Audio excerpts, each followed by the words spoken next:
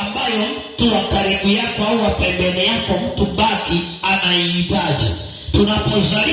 Tunazaliwa kwa kusudi la kusaidiana maisha ya ulimwengu huu. Na ndio maana Mungu hajamuumba mtu peke yake mmoja.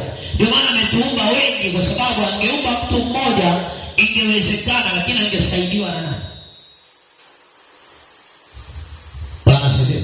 Amen.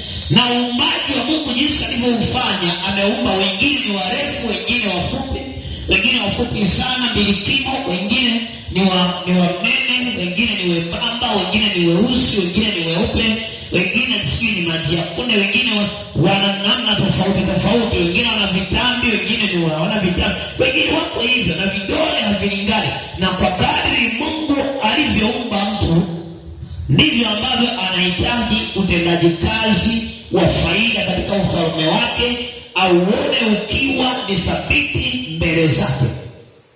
Kama kuna kitu ambacho hakina faida kwenye maisha yako mbele za Mungu au kwenye madhabahu ya Mungu, maana yake ni kwamba wewe ni maiti inayotembea.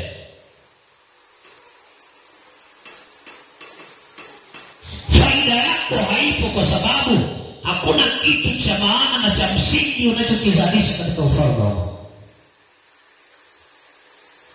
Na haujaumbwa wewe uwe wa faida kwenye familia yako tu peke yake, hata kwenye jamii. Kwa mfano, tunaona hivi ninavyohubiri